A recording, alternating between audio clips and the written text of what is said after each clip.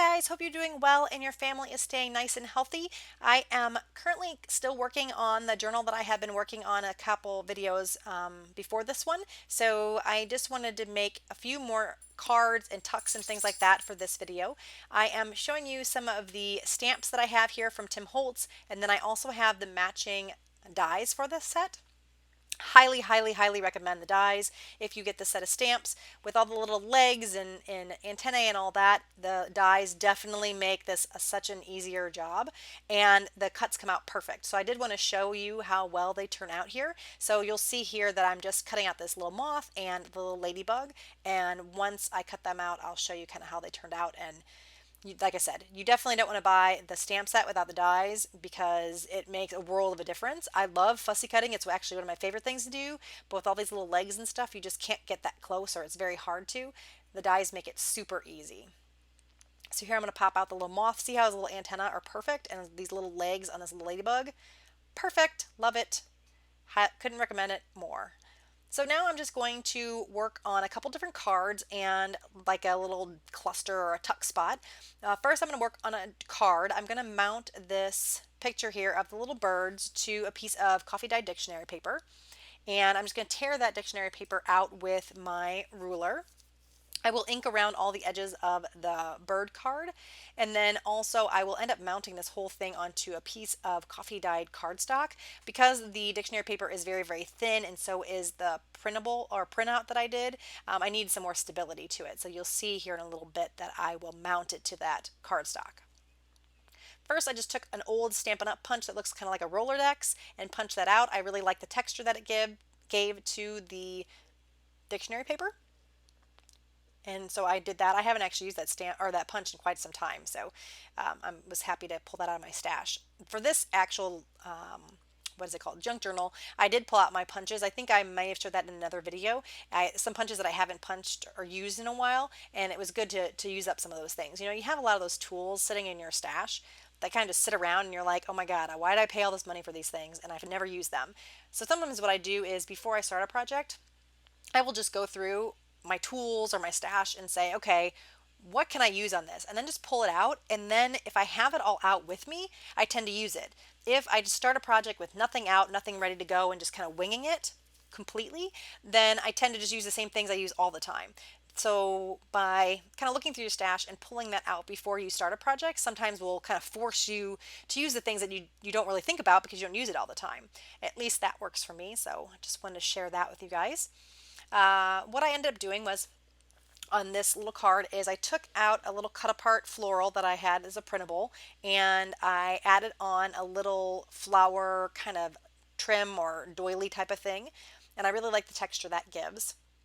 And now I'm going to mount this whole thing, like I had mentioned earlier, onto some of this coffee dyed cardstock. I will end up first cutting it out or trimming it out with a ruler. Excuse me, but I don't really like how much the lighter color space is at the bottom. What I end up doing then is just kind of hand tearing it out with my fingers. I like how that looks a lot better because it was just too much at the bottom. I end up cutting it out like that because of the flowers I added on. What I probably should have done is mounted everything before I added the flower cut apart out first, and then put the flower on, and then I would have had a nice thin border around the dictionary paper first, but I didn't, so I'm winging it, doing this instead. I wanted a little more of a distressed kind of fluffy kind of edge to all of this, so I'm just taking my scissors here and just scraping it along the edge. They make little tools for this too, and I actually think I have one. I just didn't use it for this. I thought the scissors would work just as fine. The only thing that happens with the scissors a lot of times is that you will cut or slice the edge of the paper. So if you don't want that to happen, I do recommend possibly using a tool that is made for edge distressing, or just being really careful with your scissors. Next, I am putting on this really old antique trim. I got this from an antique mall quite some time ago, and I'm just going to add this on. It was really nice this past weekend, I think it was. Some of the shops and things like that started opening up in our area. So for Mother's Day, we went out to an antique mall. I have not been to an antique mall or anything in months.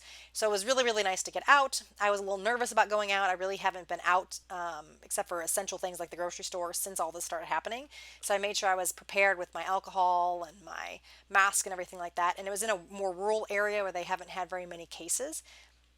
I just made sure I kind of stayed to myself, and there really wasn't a lot of people there, so it was nice that I could kind of avoid people for the most part. So I kind of kept to myself and was able to go through the antique mall, get a few things. It was really, really nice. My family came with me too. They came in for maybe, I don't know, 10 minutes, and then they decided to wait out in the car. They're not really into it, but they wanted to take me because they knew I'd been chomping at the bit to get out. So that was really, really nice. Getting out and everything like that, it's nice that we're kind of starting to try to get back to normal, but still be really careful when you go out, wearing the PPE and making sure you wash your hands and all that kind of stuff, makes a huge difference. Now I'm just gluing down this little cut apart bird, flower, and then a punch. Like I mentioned before, I pulled out some punches to use on this project. And it's just a little peaked circle that I punched out with that same coffee dyed cardstock. And I just added that on after I inked around it. I just thought it gave something else or a base for the bird and flower to sit on. It just seemed like they're a little more floaty. Not sure why, but it just seemed like it made it grounded a bit more. Taking my 3-in-1 glue and some cheesecloth, looking for a little card to push down the cheesecloth so I don't get glue all over my fingers. And then I'll add a little bird on top. And then this tuck spot, or really just kind of page embellishment, depending on what you want to do with it, is done. And then that's the card. I have 2 more things to make. I believe I have 2 more journaling cards that I'm going to be making for this. I'm just going to mount this and the other picture that you saw a second ago onto this cardstock using my glue stick, inked around all the edges, trimmed it out with my ruler. And while I'm doing that, I just want to say thank you guys so much for joining me. I really appreciate all of my new subscribers that have come over since I started doing a lot more junk journaling.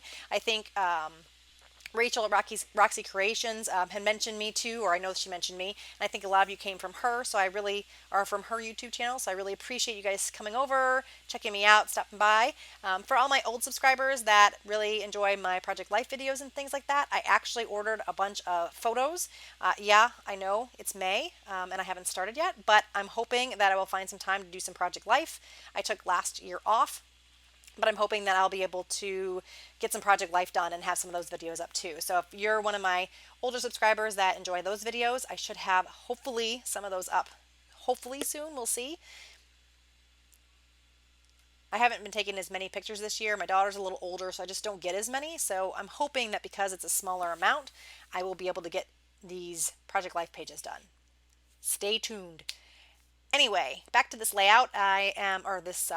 This card. I have stitched on that little button in the top left with some of this black embroidery floss. Used a little bit of cheesecloth behind it, and now I'm just doing some hand stitching, little X's or plus sign. I thought it just needed something down in the bottom right to kind of balance it out. And then this will be the last one, and I'll show you kind of all the cards that I finished at the very end.